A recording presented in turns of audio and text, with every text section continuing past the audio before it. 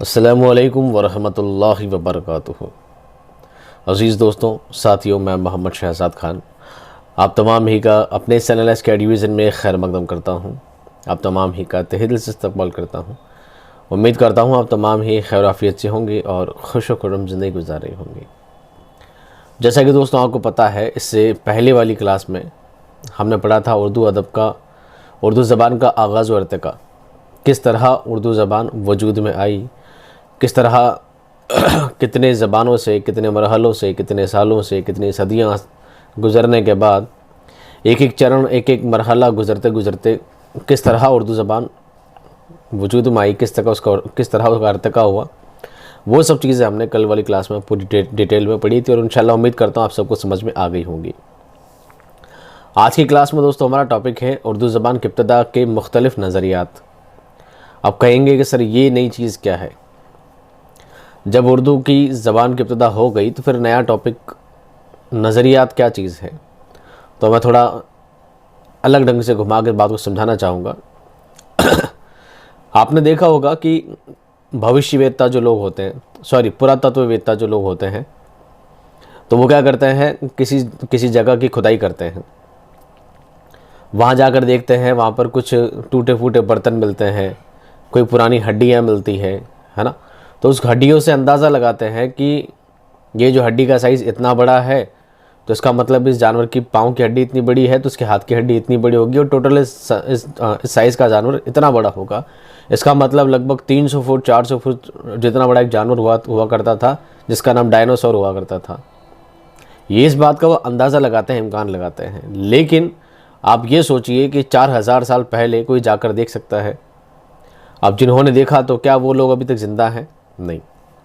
तो ये लोग सिर्फ इम्कान लगाते हैं कुछ दलीलों के साथ आपको ये बताने की, समझाने की कोशिश करते हैं कि मैंने जो चीज़ देखी है, मैंने यहाँ पर कुछ मुताला किया है, कुछ चीज़ों को देखा है, खोजबीन की है, उसके बाद मेरा ये तरीका निकला है कि हाँ, मैं इस बात तक पहुँचा हूँ कि हाँ, सचमुच 300-400 फुट का लगभग 2500-3000 किलो वज़न का एक जानवर हुआ करता था जिसको डायनासोर कहा जाता था। लेकिन आप बताइए, क्या उस बात पर मुत्तफिक होंगे? नहीं। तो ये लोग क्या करते हैं, अपनी किताब लिखते हैं, उस किताब में अपनी सारी दलीलें लिखते हैं कि मैंने यहाँ पर हड्डी देखी थी, मैंने यहाँ पर फलां सामान देखा था। अब आप कहेंगे सर उर्दू में डायनासोर कहाँ से आ गया? तो वो बात आपको रिलेट करते हुए समझाता हूँ। तो जिस तरह उन लोगों ने वो चीज़ तो नहीं जिन लोगों ने देखी है वो आज तक ज़िंदा नहीं है, और जो ज़िंदा है वो सिर्फ इम्कान लगाते हैं, वो सिर्फ अंदाज़ा लगाते हैं, कयास आराई करते हैं कुछ दलीलों के साथ, कुछ ऑथेंटिक प्रूफ के साथ आपको ये साबित करके दिखाते हैं कि हाँ, ये चीज़ ऐसे साबित हुई है और ऐसा कुछ है। फिर कुछ लोग क्या करते हैं, मुखालफत भी करते हैं कि नहीं, ऐसा नहीं है, मैं समझता हूँ ऐसा नहीं, ऐसा है। वो भी अपनी दलीलें देते हैं। यही तरीका दोस्तों उर्दू ज़बान के लिए राइज हुआ है। अब कुछ लोग कहते हैं कि उर्दू खड़ी बोली से निकली है। ऐसा नहीं कि रास्ते चलते हर इंसान ने कह दिया भाई उर्दू खड़ी बोली से निकल ली, आपने मान ली। नहीं, ये जो माहिर लिसानियात हुआ करते हैं, भाषा विशेषज्ञ हुआ करते हैं, जिनको भाषाओं पर पूरा उबूर होता है, जिनको भाषा का ज्ञान होता है, वो लोग तहकीक किया करते हैं, एक खोज तक पहुंचा करते हैं, और कुछ दलीलों के साथ अपनी किताबों में, अपने कॉल में, अपने मकाले में ये बात कहते हैं कि उर्दू ज़बान खड़ी बोली से निकली है। फिर एक हजरत क्या करते हैं, वो उनकी मुखालफत करते हैं या अलग तरीके से अपनी बात कहते हैं कि नहीं, उर्दू तो सिंध से निकली है, उर्दू तो सिंधी ज़बान में निकली है। फिर तीसरे शख्स कहते हैं कि नहीं, उर्दू तो पंजाब से निकली है। तो आप लोगों को क्या करना है, आज का जो टॉपिक है, कहने को तो 52 पेज का टॉपिक है, 52 पेजेस का, बहुत लंबा चौड़ा तवील टॉपिक है, और बहुत लंबा चौड़ा विस्तार के साथ सब चीज़ों को समझाया गया है कि किस शख्स ने किस किताब में क्या कॉल कहा है और क्या उन्होंने बात समझानी चाहिए। लेकिन थर्ड ग्रेड और सेकंड ग्रेड दोनों के लिहाज से मैं आपको ये बात कहूँगा, इस टॉपिक में आपके ज़्यादातर 3 ही सवाल बनते हैं। 3 सवाल क्या है? पहला, चलो मैं स्लाइड डाउन कर देता हूँ, बता देता हूँ आपको। ये जो मेरे पीछे स्लाइड देख रहे हैं आप दोस्तों, यही सवाल आपके बनेंगे बस, और कुछ नहीं बनेगा। टॉपिक भले ही 52 पेज का है, लेकिन सार सिर्फ ये 1 पेज ही है। आपसे ये पूछा जा सकता है कि मैंने कितने नाम लिखे हैं, 1 2 3 4 5 6 7 लोगों के नाम हैं, कुछ अकवाल भी हैं ऊपर वाले पेज पर। तो आपसे ये पूछा जा सकता है कि उर्दू ज़बान में इन मुहक्किक, इन माहिर लिसानियात ने फलां का एक का नाम दे दिया जाएगा कि सैयद सुलेमान नदवी का नज़रिया, सैयद सुलेमान नदवी ने उर्दू ज़बान के आगाज़ के लिए क्या कहा है। तो आपको ये लाइन याद रखनी है, सैयद सुलेमान नदवी का नज़रिया है कि उर्दू का मस्कन सिंध है और यही इसकी जाए पैदाइश है। यानी वो कहते हैं कि सिंध से ही उर्दू ज़बान क्या हुई है, पैदा हुई है, उसकी इब्तिदा हुई है, ये इनका नज़रिया है। तो एक शख्स कुछ और कहते हैं, कोई कहते हैं उर्दू दक्कन में पैदा हुई है, कोई कहते हैं उर्दू खड़ी बोली से निकली है। तो आपको सिर्फ ये याद रखना है ये कॉल किसने कहे हैं और क्या कॉल कहे हैं, ये आपको दो बातें सबसे ज़्यादा याद रखनी है। यही सवाल आपका यहाँ से बनेगा और कोई ज़्यादा सवाल से बनने इम्कान नहीं रहते हैं। अब बनता है दूसरा सवाल। ये पहला सवाल है कि आपको इनका मुहक्किक का, माहिर लिसानियात का नाम याद रखना है, साथ में इन्होंने क्या कॉल कहा है वो कॉल याद रखना है। टोटली 7-8 कॉल ही हैं जो आपको याद रखने, सारे याद नहीं रखने, इतने ही इंपॉर्टेंट है आपके लिए। चाहे थर्ड ग्रेड हो, चाहे सेकंड ग्रेड हो, चाहे अदर भी हो, उर्दू से रिलेटेड जो भी कंपटीशन एग्जाम है इन्हीं से सवाल बनते हैं। दूसरा आपको सवाल याद रखना है कि इन लोगों ने कौन सी किताब में ये बात कही है। ऐसा तो नहीं इन लोगों ने बस रास्ते चलते कोई बात लिख दी, किसी न्यूज़पेपर में छाप दी और बात कल से राइज हो गई, नहीं। इन्होंने अपनी दलीलें दी है, कुछ किताबें लिखी है, उस किताबों में सारी दलील के साथ पेश किया है कि अगर मैं कहता हूँ उर्दू ज़बान खड़ी बोली से निकली है तो देखो ऐसे निकली है। इससे पहले आपको पता है कल वाली क्लास में हमने पढ़ा है कि उर्दू ज़बान खड़ी बोली से निकली है, तो हमने साबित किया ना पूरा लंबा चौड़ा कि 1500 साल पहले कबले मसीह से पहले कौन आर्यी लोग आए थे, ईरान से आए थे, हिंदुस्तान आए थे, फिर उनका द्राविड़ से उन लोगों का झगड़ा हुआ था, फिर संस्कृत आई, संस्कृत से फिर प्राकृत आई, फिर अपभ्रंश आई। इस तरह करते करते एक सिलसिला चलता चलता लास्ट में जाकर खड़ी बोली से उर्दू और हिंदी ज़बान निकली है। हाँ, कल वाली क्लास में दोस्तों एक प्रॉब्लम रह गई थी, मैंने पूरी क्लास सही बनाई थी, परफेक्ट पढ़ा दी थी, एक जगह करेक्शन रह गया था, मैंने पूरा बाद में वापस मुताला किया था, कमेंट आया था बच्चे का 1500 नहीं एक जगह 500 लिखना आ गया था मुझसे गलती से, 500 नहीं 1500 थे। हालांकि मैंने 3-4 जगह अलग अलग 1500 लिखा था, पर एक जगह गलती से मुझसे क्या रह गया था, 500 रह गया था कि 500 साल पहले आर्य लोग हिंदुस्तान आए थे, बल्कि 500 नहीं दोस्तों 1500 था। ठीक है, अगर आपने कहीं करेक्शन नोट डाउन किया है तो उसको बराए मेहरबानी सुधार लीजिएगा, और जिन लोगों ने PDF ले रखा है वो भी एक बार सुधार लीजिएगा, 500 नहीं बल्कि वो 1500 है। ठीक है, 1500 साल पहले आर्य लोग हिंदुस्तान आए थे। तो बहरहाल आपको क्या याद रखना है, इन मुहक्किक का नाम याद रखना है, इन्होंने क्या कॉल कहा है वो कॉल याद रखना है, और साथ में इन्होंने कौन सी किताब में वो बात कही है आपको उस किताब का भी नाम याद रखना है। इसके अलावा जो छोटी मोटी बातें हैं मैं आपको यहाँ पर डिटेल में समझा देता हूँ। अब आप चाहे तो क्लास छोड़ के जा सकते हैं, इससे ज़्यादा आपका सवाल बनने वाला नहीं है, आप पीछे लाइन पढ़ के भी सारी चीज़ें अंदाज़ा लगा सकते हैं। अब मैं पढ़ूँगा स्टार्टिंग से वापस। अब इस टॉपिक में सब कुछ भी नहीं जो समझाया जाए, है ना, सिर्फ पढ़ने की चीज़ें हैं, मैं पढ़ देता हूँ और आपको एज इट इज़ सुनना है। चलिए फिर आज का टॉपिक शुरू करते हैं। ज़बान उर्दू की इब्तिदा व आगाज़ के बारे में कई मुख्तलिफ और मुतज़ाद नज़रियात मिलते हैं। ये आपस में इस हद तक मुतज़ाद हैं कि इंसान चकरा कर रह जाता है। यानी एक कहता है पंजाब से निकली, एक कहता है सिंध से निकली, दोनों का डायरेक्शन चेंज हो जाता है कि वो सोचता है ऐसे कैसे हो सकता है कि यहाँ से निकली यहाँ से निकली, एक उत्तर से बताए एक दक्षिण से बताए, तो ये चीज़ पॉसिबल कहाँ से हो सकती है। इन मशहूर नज़रियात में एक बात मुश्तरका है कि इनमें उर्दू की इब्तिदा की बुनियाद पर सगीर पाक व हिंद में मुसलमान फ़ातिहीन की आमद पर रखी गई है, और बुनियादी इस्तदलाल ये है कि उर्दू ज़बान का आगाज़ मुसलमान फ़ातिहीन जिन्होंने फ़तह किया है हिंद में आमद और मकामी लोगों से मेल जोल और मकामी ज़बान पर असरात और तअस्सुर से हुआ है, और एक नई ज़बान मारूज़ वजूद में आई जो बाद में उर्दू कहलाई। हालांकि सब ने कहा है, किसी ने कहा उत्तर से, किसी ने दक्षिण से, किसी ने दक्कन कहा है, किसी ने मगरिबी, किसी ने मशरिकी, किसी ने अलग अलग कहा है, लेकिन सब इस बात पर मुत्तफिक सभी हैं। इस बात पर एक कॉल है जो सबका सेम है, वो यही है कि बाहर के लोगों से, बाहर के ममालिक से जो मुसलमान लोगों का आक्रमण हुआ था, जिन्होंने हिंदुस्तान में हमले किए और हिंदुस्तान को फतेह किया, बाद में यहीं पर अपनी रिहाइश गैस को अपना मस्कन बना लिया, तो वो हिंदुस्तान में जब वो लोग आए, चाहे वो तुर्की लोग हों चाहे आर्यी लोग हों, वो लोग आए और मुसलमान लोग आकर यहाँ पर हमले किए, और यहाँ पर रहने के बाद इन लोगों से जो मेल जोल पैदा हुआ, उस मेल जोल से जो नई ज़बान निकली है वो उर्दू ज़बान है। इस बात पे सभी मुत्तफिक है, और आपको इस बात पे क्या रखना है, ऑथेंटिक रहना है। कुछ माहिर लिसानियात भाषा विशेषज्ञ ने उर्दू की इब्तिदा का सुराग कदीम आर्यों के ज़माने में लगाने की कोशिश की है। बहरतौर उर्दू ज़बान की इब्तिदा के बारे में कोई हतमी बात कहना ज़रा मुश्किल है, ये बात कहना फ़िक्स नहीं है। कोई ये नहीं कह सकता कि नहीं मैं कह रहा हूँ जी परफेक्ट है। सब अपनी अपनी दलील दे सकते हैं, कोशिश कर सकते हैं कि मेरा नज़रिया है, मेरा मानना है कि ऐसा नहीं ऐसा हुआ है, मैं समझता हूँ ऐसा नहीं ऐसा हुआ है, कुछ दलीलों के साथ। पर मैं ये नहीं कह सकता कि मैंने कहा पंजाब से भी तो नहीं, पंजाब से भी बाकी सब गलत है, ऐसा नहीं कह सकता। इस बात को ऑथेंटिक, क्योंकि 5000 साल पहले, 2-2500 साल पहले किसी ने जाकर देखा नहीं था। उर्दू ज़बान के मुहक्किकीन अगरचे इस बात पर मुत्तफिक हैं कि उर्दू की इब्तिदा मुसलमानों की आमद से के बाद में हुई है, लेकिन मकाम और नौइयत के तयन और नताइज के इस्तखराज में इख्तलाफ पाया जाता है। इस अंदाज से अगर उर्दू के मुताल्लिक नज़रियात को देखा जाए तो वो नुमायां तौर पर 4 मुख्तलिफ नज़रियात की शक्ल में हमारे सामने आते हैं, जिनकी तफसील आगे मुलाहिज़ा फरमाएँ। अब हम क्या करेंगे, तफसील अलग अलग पढ़ेंगे कि किन किन लोगों ने इस बारे में क्या क्या कहा है। बहुत ज़्यादा डिटेल में नहीं, लेकिन जो काम की चीज़ें वो मैं आपको बता दूंगा, ठीक है। पहला नज़रिया पढ़ रहे हैं, मोहम्मद हुसैन आज़ाद का नज़रिया। किसका नज़रिया? मोहम्मद हुसैन आज़ाद का नज़रिया है उर्दू ज़बान ब्रज भाषा से निकली है। याद रख लेना, पूरी लाइन दिमाग में सेट रख लेना, मोहम्मद हुसैन आज़ाद का नज़रिया क्या है? उर्दू ज़बान ब्रज भाषा से निकली है। बिल्कुल फिट रख लेना बात को, यही सवाल आपसे पूछा जाता है। उर्दू हिंदुस्तान की एक मारूफ ज़बान है। अभी ये मोहम्मद हुसैन आज़ाद के कॉल के बारे में बात वजाहत की जा रही है, जो अपनी गंगा जमनी तहजीब और दिलकशी के सबब हर दिल अजीज़ है, सभी को पसंद है, सभी से मोहब्बत करते हैं। ये ज़बान कदीम नहीं है, बल्कि जदीद ज़बानों में इसका शुमार होता है, प्राचीन भाषाओं में इसका शुमार नहीं होता। ताहम इसके आगाज़ और अर्तका को लेकर काफ़ी उलझन है।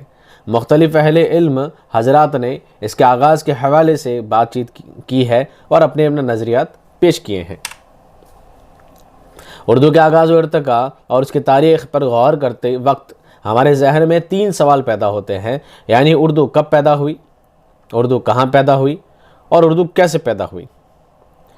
और उर्दू कब, कहाँ और कैसे पैदा हुई का जवाब मुख्तलिफ अहले क़लम ने मुख्तलिफ अंदाज से देने की कोशिश की है। सब अलग अलग तरीके बताते हैं, ठीक है। कहाँ पैदा हुई ये भी अलग बताते हैं, कैसे पैदा हुई ये भी अलग बताते हैं, और कब पैदा हुई इसका भी सब अलग अलग जवाब देते हैं। किसी का जवाब सेम नहीं है, कोई मुत्तफिक राय किसी की नहीं है। इन्हीं अहले क़लम में मोहम्मद हुसैन आज़ाद के नज़रिए को भी बड़ी अहमियत हासिल है। इनका नज़रिया भी बहुत ज़्यादा अहमियत हासिल रखता है। आब हयात 1880 के मुसन्निफ़ मोहम्मद हुसैन आज़ाद का नज़रिया है कि उर्दू ज़बान ब्रज भाषा से निकली है, बड़ी अहमियत रखता है। किताब कौन सी दोस्तों? आब हयात में लिखा है। क्या लिखा है? 1880 में लिखा है। क्या लिखा है? उर्दू ज़बान किससे निकली दोस्तों? ब्रज भाषा से निकली है। किसने कहा है? मोहम्मद हुसैन आज़ाद ने कहा है। इस नज़रिए पर अरसे तक गुफ्तगू रहती है। इस नज़रिए में थोड़ी बहुत लिसानी हकीकत भी पोशीदा है। मोहम्मद हुसैन आज़ाद ने आब हयात में ये दावा किया है कि इतनी बात हर शख्स जानता है कि हमारी उर्दू ज़बान ब्रज भाषा से निकली है। ये बात सब जानते हैं, ऐसा उनका कॉल है।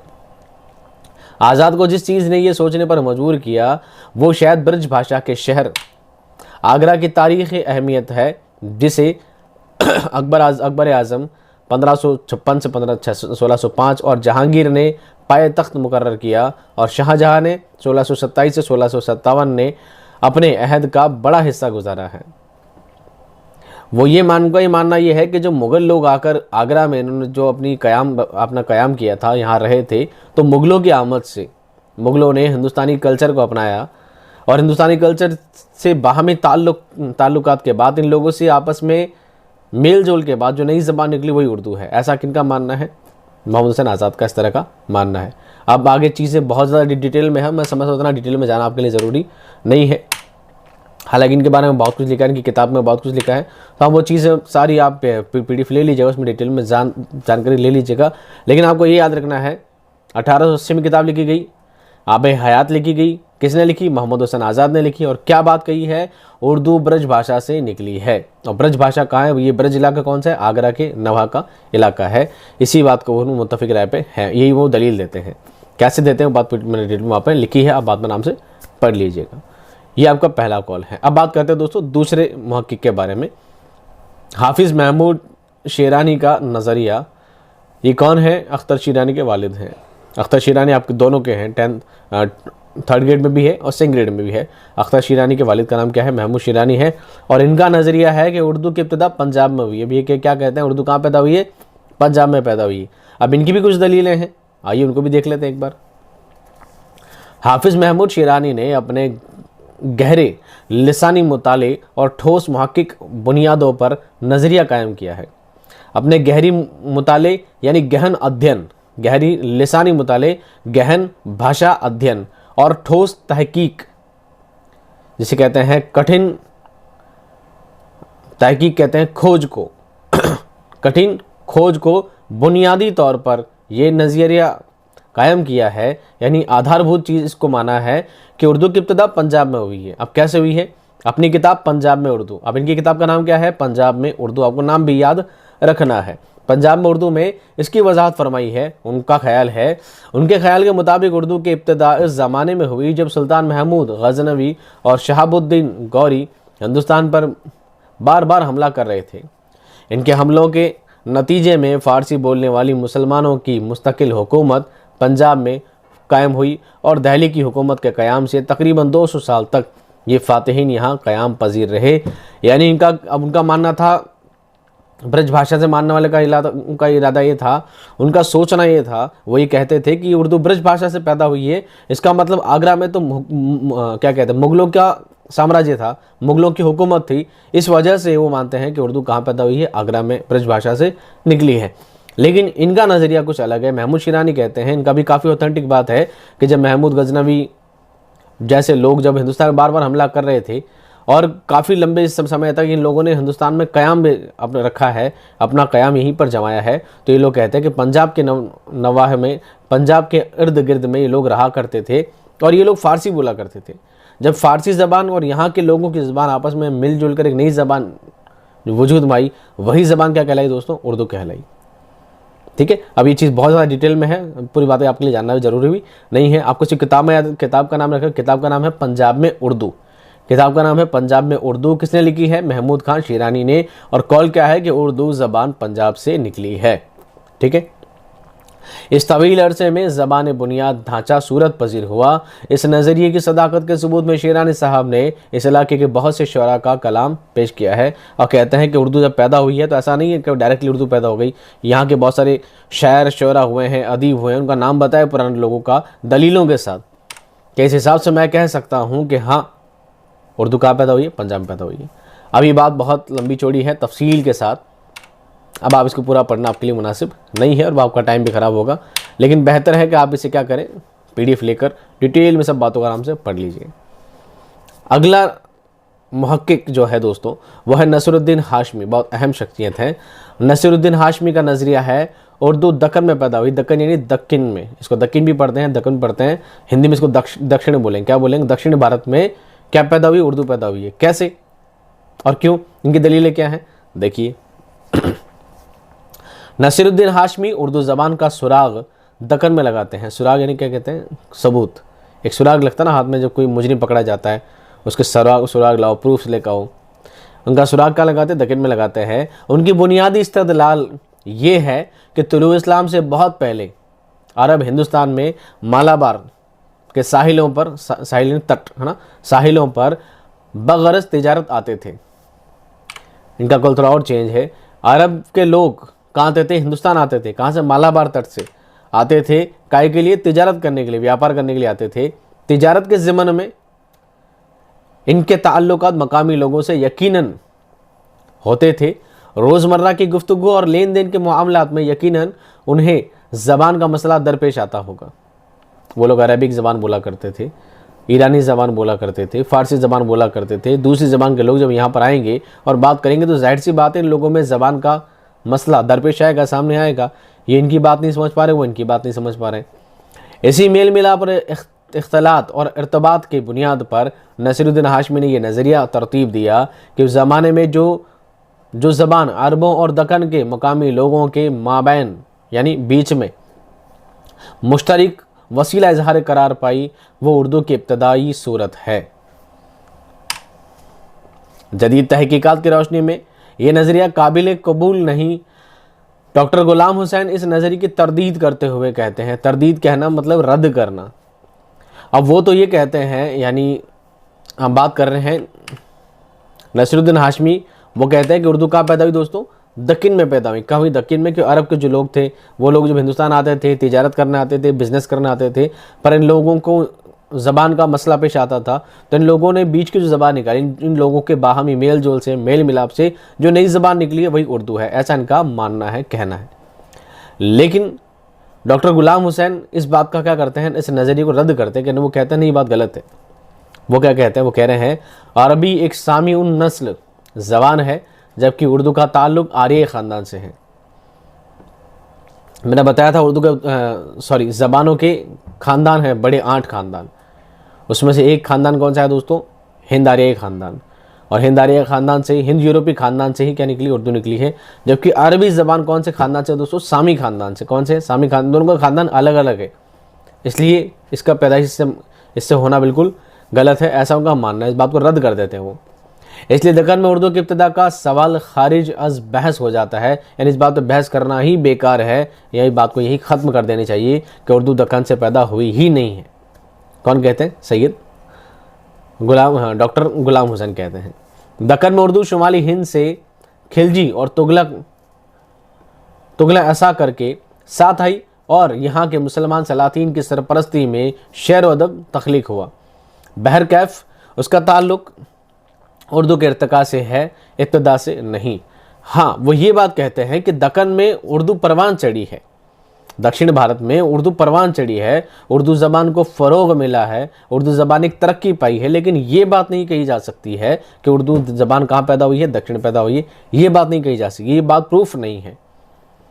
परवान चढ़ी है, वृद्धि हुई है, इसकी उत्पत्ति को लेकर नहीं बल्कि इसकी विकास को लेकर बात की जा सकती है कि हाँ दक्कन में उर्दू का विकास ज़रूर हुआ है। वो इस बात को कहते हैं, कौन, गुलाम हुसैन। इसी तरह देखा जाए तो जनूबी हिंद यानी दक्षिण भारत के मकामी लोगों के साथ अरबों के ताल्लुकात बिल्कुल इब्तदाई और तिजारती नौइयत के थे। अरब ताजिरों ने कभी यहाँ मुस्तकिल तौर पर क़याम नहीं किया, वो सिर्फ बिज़नेस के नाते आकर चले जाते, लेकिन यहाँ रहे कभी नहीं। ये लोग बगरज तिजारत आते, यहाँ से कुछ सामान खरीदते और वापस चले जाते। तुलुए इस्लाम के साथ साथ ये अरब ताजिर माल तिजारत की फ़रोख्त और अशियाई ज़रूरत के तबादले के साथ साथ तबलीग इस्लाम भी करने लगे। पहले जो सामान लाते थे, बाद में लोगों ने क्या किया, इस्लाम को बढ़ावा देने के लिए, इस्लाम फैलाने के लिए यहाँ पर लोगों ने दीन की दावत दी। ये कहा कि इस्लाम एक बहुत अच्छा और बहुत खुलूस और बहुत मोहब्बत भरा मज़हब है, आप चाहें तो इसे अपना सकते हैं, लेकिन किसी की ज़ोर ज़बरदस्ती नहीं है। और लोगों ने इस कौल को कबूल किया और काफ़ी लोगों ने इस महज़ब, इस इज़्ज़तदार, इस वक़ार मज़हब को क्या किया, लोगों ने कबूल किया। तो यहाँ पर हम क्या करते हैं, बात को ख़त्म कर देते हैं और चीज़ें डिटेल में जानने की ज़रूरत नहीं है। अगला कॉल पढ़ते हैं दोस्तों। अगले हमारे मुहक्किक है दोस्तों प्रोफेसर मसूद हुसैन खान का नज़रिया। बहुत अहम शख्सियत है, इनके बारे में बहुत सारे कॉल मिलेंगे। इनके कॉल काफ़ी ऑथेंटिक भी हैं, काफ़ी प्रूव्ड भी मिलेंगी बातें। प्रोफेसर मसूद हुसैन खान क्या कहते हैं, नवाहे दहली की बोलियाँ उर्दू का सर चश्मा है। सर चश्मा कहते हैं जहाँ से कोई चीज़ फूट कर निकलती हो, सर चश्मा जहाँ से पानी निकलता हो, दो पहाड़ों के बीच में जहाँ से नदियाँ निकलती है, जहाँ से कुछ झरने बहते हैं, तो सर चश्मा कहलाता है। जहाँ से कोई चीज़ बही हो, जहाँ से जिस चीज़ की बुनियाद हुई हो, बोरिंग का जो होल है तो होल से अगर वो पानी निकलता है तो समझ लीजिए वही सर चश्मा है, जहाँ से उसकी उत्पत्ति हो जाए, समझ लीजिए। तो कहता है नवाहे दहली के आसपास का जो इलाका है, वहाँ की जो बोलियाँ हैं, दहली के आसपास के इलाकों की जो बोलियाँ हैं, वही क्या है, उर्दू ज़बान की इब्तिदा की वजह है। उन ज़बानों से ही, दहली के आसपास की ज़बानों से मिलकर ही क्या बनी दोस्तों, उर्दू ज़बान बनी है। ये बात कौन कहते हैं, डॉक्टर प्रोफेसर मसूद हुसैन खान कहते हैं। याद रह जाएगी ये बात। चलिए अब इनके बारे में पढ़ते हैं क्या कहते हैं। प्रोफेसर मसूद हुसैन खान उर्दू दुनिया में अपना एक अलग ही मकाम रखते हैं, बहुत हाई लेवल का। डॉक्टर जोर के बाद वो पहले मुहक्किक हैं जिन्होंने उर्दू ज़बान और उसके आगाज़ के बारे में साइंटिफिक नुक्ता नज़र से गौर किया है। एक तो होता है बात को ऐसी कह देना कि मेरा मानना है ऐसा हुआ होगा, मुग़ल आए होंगे, ईरानी लोग आए होंगे, अरब के लोग आए होंगे। ऐसा नहीं, इन्होंने बिल्कुल वैलिडेशन के साथ ऑथेंटिक बताया कि देखो ये ऐसा हुआ था और ऐसा हुआ था। उन चीज़ को लोगों को मानना भी पड़ता है, फिर बिल्कुल साइंटिफिक तरीके से पॉइंट बाई पॉइंट बात को समझाया है। क्या है देखिए, इनकी किताब का नाम है मुक़दमा तारीख़ ज़बान उर्दू। इनकी किताब है, प्रोफेसर मसूद हुसैन खान की किताब है। किताब का नाम क्या है, मुक़दमा तारीख़ ज़बान उर्दू। ये चीज़ आप नोट डाउन करते चलिए अगर आप इस वक्त नोट्स बना रहे तो। अपनी नौइयत की पहली किताब है, अपनी नौइयत अपने ही तरह की। ये प्रोफेसर मसूद हुसैन खान का तहकीकी मुकाला है। तहकीकी मुकाला किसे कहते हैं दोस्तों? थीसिस किसे कहते हैं? थीसिस। तहकीकी मुकाला जो लोग पीएचडी करते हैं उनको थीसिस लिखनी होती है, उसी को तहकीकी मुकाला भी कहा जाता है। किसको? पीएचडी को थीसिस को क्या कहा जाता है? तहकीकी मुकाला कहा जाता है। अब थीसिस को हिंदी में क्या कहते हैं वो मुझे आज तक पता नहीं चला, मैं ध्यान करूंगा इस बात पे, देखूंगा। जो अलीगढ़ यूनिवर्सिटी में पीएचडी के लिए पेश किया गया था। आगे ना बात यहाँ पे। इस किताब के अब तक 8 ऑडिशन मंजर आम पर आ चुके हैं। पहला एडिशन 1948 में शाया हुआ और 8वां एडिशन 1986 में मंजर आम पर आया।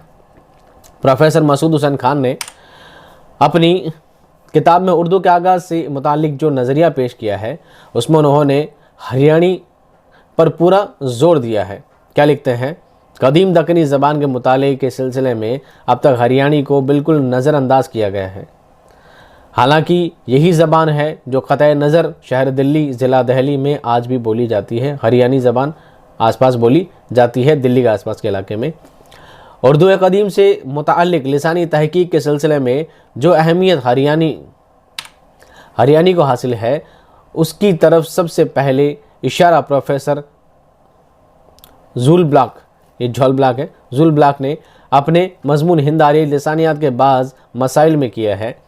कदीम उर्दू का पंजाबीपन यानी पंजाबीपन हरियाणीपन भी है, लेकिन कदीम उर्दू दक्कनी की ये सूतियाती और शक्लियाती खुसूसियत सिर्फ हरियाणी से ही मखसूस नहीं है, बल्कि जमुना पार की खड़ी बोली के इलाके में भी ये खुसूसियत में जाती है। यही वजह है कि उर्दू में दोनों के अनासिर पाए जाते हैं, लेकिन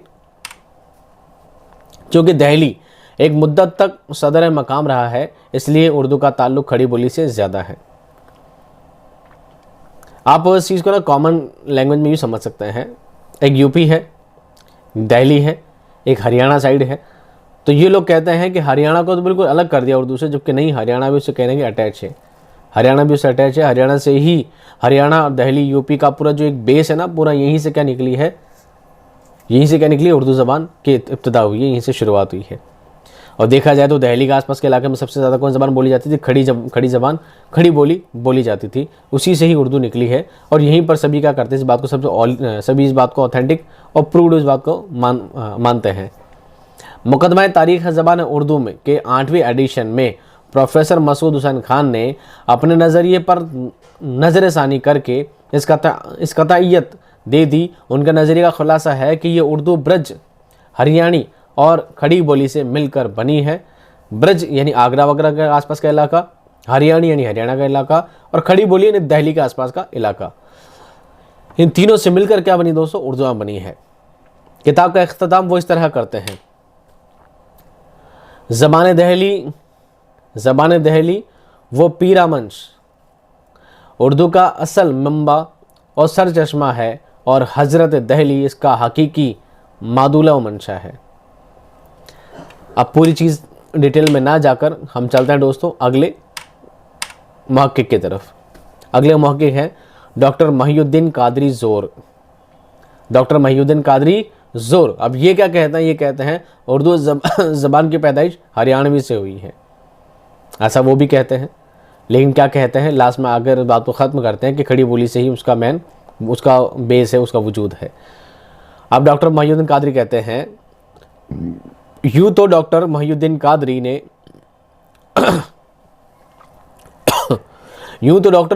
कादरी ज़ोर प्रोफेसर मसूद हुसैन खान के नज़रिए की तायीद करते हैं। वैसे देखा जाए तो इनका जो नज़रिया उसकी तायीद करते हैं, लेकिन थोड़ा, मगर डॉक्टर ज़ोर उर्दू पर हरियाणी के असरात के कायल होते हुए भी मसूद हुसैन खान के इस नज़रिए पर तनकीद करते हुए लिखते हैं कि हरियाणी ज़बान की पैदाइश उर्दू ज़बान की पैदाइश के बाद अमल में आई, और अगर कदीम दक्कनी उर्दू के बाज़ खुसूसियात हरियाणी में मिलती हैं तो उसकी वजह यह है कि उर्दू हरियाणी से बनी है, बल्कि इसका असल सबब यह है कि उर्दू हरियाणी ज़बान दोनों का सरचश्मा एक है।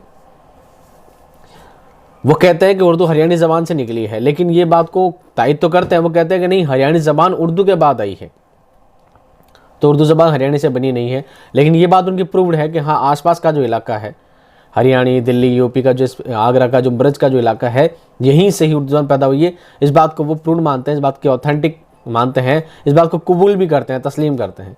लेकिन बाद में ये भी कहते हैं कि लेकिन मैं इस बात पर थोड़ा सा अलग मानता हूँ कि हरियाणी ज़बान तो बाद में आई है। लेकिन अगर वो फिर भी कहते नहीं हरियाणी ज़बान से उर्दू ज़बान पैदा हुई है, तो मैं इस बात को इस तरह मान सकता हूँ कि जिस स्रोत से, जिस सोर्स से उर्दू ज़बान पैदा हुई है, उसी सोर्स से हरियाणी भी पैदा हुई है। तो हो सकता है वो दोनों का सच चश्मा एक हो, दोनों ज़बान काफ़ी मिली जुली साबित हो सकती है। तो उनकी तायद भी करते हैं और थोड़ा सा उनसे मुखालिफ भी रहते हैं। अगले हमारे दोस्तों पढ़ लीजिए क्या लिखा थोड़ा सा। डॉक्टर मोहिउद्दीन कादरी जोर खड़ी बोली को उर्दू की असल करार दिया, खड़ी बोली को उर्दू की असल करार दिया था। उनका ख्याल था कि उर्दू ज़बान के तह में पाई जाने वाली बोली दहली, मगरबी यूपी और मेरठ के नवाह में बोली जाने वाली ज़बान है और इन इलाकों में बोली जाने वाली ज़बान खड़ी बोली के अलावा कोई दूसरी ज़बान नहीं है। इनका कहना भी सही है कि जो दहली का आसपास का इलाका है, जो मेरठ का इलाका है, यहाँ पर सिर्फ खड़ी बोली ही बोली जाती थी और खड़ी बोली से ही उर्दू निकली है। ये बात बिल्कुल क्या है, माननी पड़ेगी। ये सलमान नदवी का नज़रिया, सैयद सलमान नदवी का नज़रिया क्या है, उर्दू का मस्कन सिंध है और यही इसकी जाए पैदाइश है। ये भी वो लोग अब इनकी बात भी काफ़ी दलील के साथ पेश करेंगे भी। सैयद सलमान नदवी का नज़रिया है, वो कहते हैं उर्दू का मस्कन सिंध है और यही इसकी जाए पैदाइश है। मस्कन रिहाइश का, जहाँ पर इंसान रहता है। तो उर्दू कहाँ रहती है, सिंध में रहती है और सिंध से ही ये पैदा हुई है। कौन कहते हैं बात, सैयद सुलेमान नदवी ये बात कहते हैं। क्या कहते हैं देखिए, ये नज़रिया सैयद सुलेमान नदवी का है, जिसके तहत उनका ख्याल है कि मुसलमान फातहीन जब सिंध पर हमला आवर हुए और यहाँ कुछ अरसे तक उनकी बाकायदा हुकूमत भी रही, उस दौर में मकामी लोगों से इख्तिलात और इर्तिबात के नतीजे में जो ज़बान वजूद पजीर हुई वो उर्दू की इब्तदाई शक्ल थी। अपनी किताब नुकूश सुलेमानी, अपनी किताब का नाम क्या है, सैयद सुलेमान की किताब कौन सी है, नुकूश सुलेमानी। सैयद सलमान नदवी और नुकूश सुलेमानी दोनों चीज़ सेम है, आपको नाम बिल्कुल ऐसा आसानी से याद रह जाएगा। नुकूश सुलेमानी 1932 में लिखी गई थी। में फरमाते हैं मुसलमान सबसे पहले सिंध में पहुँचे और पहुँचते हैं, इसलिए करीन क़यास यही है कि जिसको हम आज उर्दू कहते हैं उसका हुलिया सिंध में तैयार हुआ है। हैवला था, हैवला। इसमें शक नहीं कि सिंध में मुसलमानों की तहजीब और माशरत और तमद्दुन और कल्चर का असर मुस्तकिल असरात का हामिल है। मुकामी लोगों की ज़बान, लिबास और रहन सहन में देर पा और वाज़ेह तग़य्युरात कहते हैं तब्दीली को, बदलाव को, तग़य्युरात डेवलपमेंट सामने आए हैं। बल्कि अरबी ज़बान और तहजीब के असरात सिंध में आज तक देखे और महसूस किए जा सकते हैं। आज सिंधी ज़बान में अरबी के अल्फाज की तादाद पाकिस्तान और हिंद की दूसरी तमाम ज़बानों की निस्बत ज़्यादा है। इसका रस्मुल ख़त भी अरबी से बिला वास्ता तौर पर मुतासिर है। अरबी असरात की गहराई का अंदाज़ा इस बात से भी लगाया जा सकता है कि बाज़ मुअर्रिखीन के नज़दीक दूसरी ज़बानों में जहाँ देसी ज़बानों के अल्फाज मुस्तअम्मिल हैं, वहाँ सिंधी में अरबी अल्फाज आते हैं। मिसाल के तौर पे सिंधी में पहाड़ को जबल और प्याज को बतल। लेकिन यह हकीकत है कि ये असरात ज़बानी अल्फाज के दुखूल से आगे ना बढ़ सके, इसलिए कोई मुश्तरक ज़बान पैदा ना हो सकी।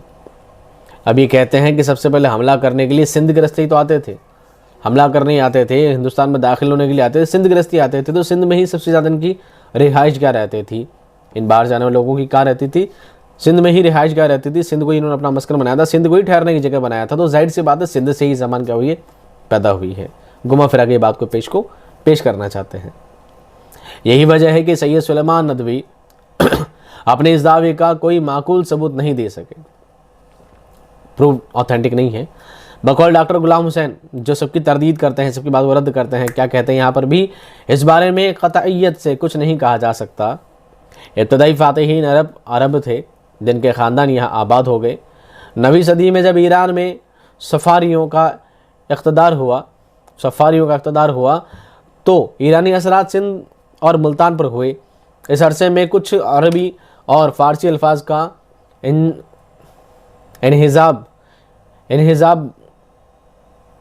इंजज़ाब मकामी ज़बान में ज़रूर हुआ होगा। इससे कई नई ज़बान की इब्तदाई क़यास शायद दुरुस्त ना होगा।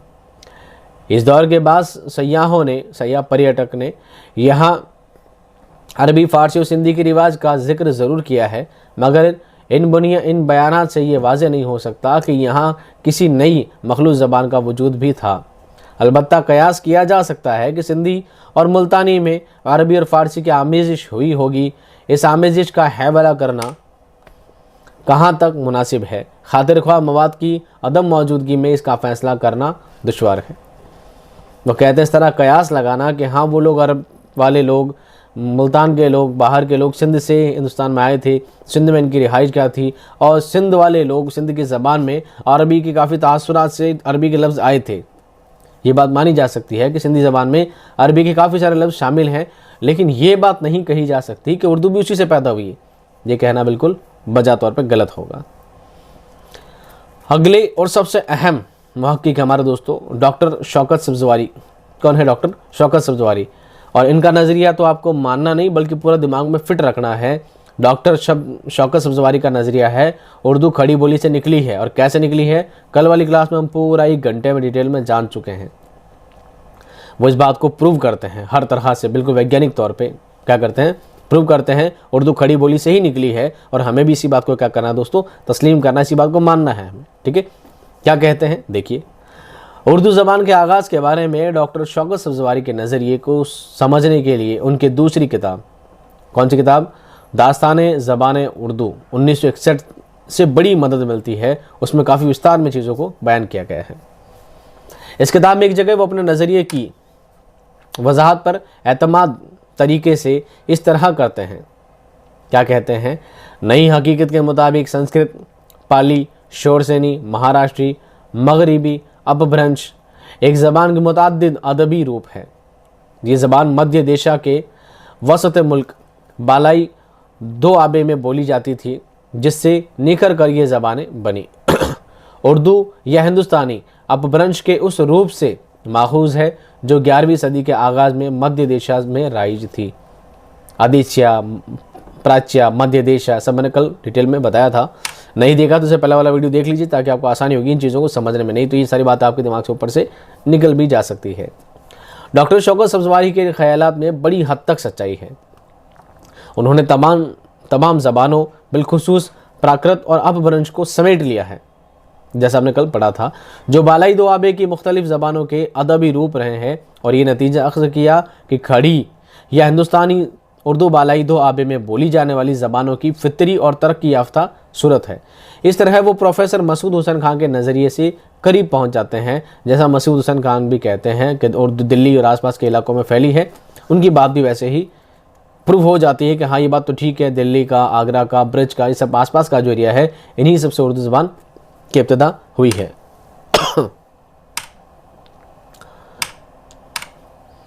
एक बार जितने भी मैंने आज पढ़ाए हैं आपको सारे मुहक्किक के बारे में, माहिर लिसानियत के बारे में, इनका कॉल एक बार आपको पढ़ के सुना देता हूँ, आपको सब याद रखने के बाद डिटेल पढ़ा है। पहला नाम है मोहम्मद हुसैन आज़ाद का नज़रिया क्या है, उर्दू ब्रज भाषा से निकली है। दूसरे कौन है, हाफिज़ महमूद शिरानी का नज़रिया है, उर्दू की इब्तिदा पंजाब में हुई। इनकी किताब का नाम है पंजाब में उर्दू। तीसरे शख्स हैं नसीरुद्दीन हाशमी का नज़रिया है, उर्दू दक्कन में पैदा हुई है। सैयद सुलेमान नदवी का नज़रिया है, उर्दू का मस्कन सिंध है और यही इसकी जाए पैदाइश है। इनकी किताब कौन सी है, नुकूश सुलेमानी। प्रोफेसर मसूद हुसैन खान का नज़रिया है कि नवाह दहली की बोलियाँ उर्दू का सर चश्मा है। डॉक्टर मोहिउद्दीन कादरी का ज़ोर का नज़रिया है, उर्दू ज़बान की पैदाइश हरियाणवी से हुई है। और डॉक्टर शौकत सब्ज़वारी का और सबसे ऑथेंटिक नज़रिया है, उर्दू खड़ी बोली से निकली है। ये सब आपको क्या करना है दोस्तों, याद करने हैं। इसके बाद 2 पेज और आपको ऊपर बच जाते हैं। उर्दू के मुतालिक इसके अलावा और भी नज़रियात हैं, हस्ब ज़ैल हैं, यानी ये तो लोग ऑथेंटिक जिनके बारे में डिटेल में मैंने पूरा आपको बयान किया है। कुछ लोग और भी इसके बारे में कहते हैं, कुछ लोगों की बातें हैं, कुछ अक़वाल वगैरह भी इसके बारे में लोग कहते हैं। क्या कहते हैं, ये अक़वाल आपको याद रखने हैं। उन पेज के साथ ये अक़वाल आपको क्या रखना है, याद रखना है। यहाँ से आपके सवाल बनने के सबसे ज़्यादा इम्कान बनते हैं। पूरा ध्यान से सुन लीजिएगा, 2 पेज हैं। मीर अमन दहलवी क्या कहते हैं, उनके मुताबिक उर्दू अकबर के ज़माने में पैदा हुई है और शाहजहाँ के अहद में इसने तरक्की की है। कौन कहते हैं, मीर अहमद दहलवी क्या कहते हैं कि उर्दू कहाँ से निकली है, अकबर के ज़माने में शुरू हुई है और शाहजहाँ के ज़माने में इसने क्या पाई है, तरक्की पाई है। ये बात एक मौखिक भी कहते हैं कि मुगलों के आने से ही आगे बढ़ी है। दूसरा कॉल किसका दोस्तों? डॉक्टर सुहेल बुखारी कहते हैं उर्दू की जाए पैदाइश उड़ीसा को मानते हैं। किसको मानते हैं दोस्तों? उड़ीसा को मानते हैं। उड़ीसा जगह ना आज भी। डॉक्टर मोहिउद्दीन कादरी जोहर का कहना है उर्दू की पैदाइश हरियाणवी ज़बान से मानते हैं। डॉक्टर शौकत सब्जवारी कहते हैं दो आब गंग और जमन को उर्दू का असल मंबा मानते हैं। गंगा और जमुना तहजीब को, गंगा और जमुना के बीच का जो एरिया है उसी को ही क्या मानते हैं वो इसका सरचश्मा मानते हैं कि यहीं से क्या निकली है, उर्दू ज़बान पैदा हुई है। डॉक्टर ज्ञानचंद जैन का कॉल आपको सबसे ज़्यादा याद रखने को मिलेगा क्योंकि इनका कॉल सबसे ज़्यादा बार एग्जाम में पूछा गया है। इनका ख्याल है कि उर्दू खड़ी बोली से निकली है। डॉक्टर शौकत सब्जवारी की क्या करते हैं? शौकत सब्जवारी की तायद करते हैं कि हाँ बिल्कुल बात सटीक है और इस बात को ऐसा लिखते हैं कि उर्दू की जाए असल खड़ी बोली है और सिर्फ क्या है? खड़ी बोली है। इस बात को पूरी तहकीक और पूरे जोर के साथ कहते हैं। ठीक है, क्या कहते हैं कि उर्दू का असल क्या है? खड़ी बोली है। मौलवी अब्दुल हक बाबा उर्दू क्या कहते हैं? अहले मुल्क और सूफिया इकराम के मेल और इबाद से उर्दू ज़बान पैदा हुई। उनका कहना है कि जो सूफिया इकराम है, जो सूफ़ी लोग हिंदुस्तान में आए थे, उन सूफियों के मेल मिलाप से, उनके रहन सहन से, उनके सोहबत में रह करके लोगों ने क्या नई जो ज़बान पैदा हुई है वो क्या हुई है? उर्दू ही। ऐसा किनका कहना है? मौलवी अब्दुल हक का कहना है। इमाम बख्श सौबाई कहते हैं शाहजहाँआबाद में फ़ारसी और हिंदी के खलामात से जो बोली मुरव्वज हुई उसका नाम उर्दू है। जो कहते हैं फ़ारसी और हिंदी से जो मिक्स होकर जो नई ज़बान बनी है वही उर्दू है। और बात सही भी है। उर्दू ज़बान एक मखलूत ज़बान है जो हिंदी, अरबी और फ़ारसी तीन ज़बानों का मिक्सअप है पूरा। ठीक है ना। और आखिरी कॉल है इंशाअल्लाह खां इंशा का कहते हैं उर्दू अरबी, फ़ारसी, तुर्की और ब्रज भाषा पर मुश्तमिल है। इन सभी ज़बानों से मिलकर उर्दू ज़बान बनती है।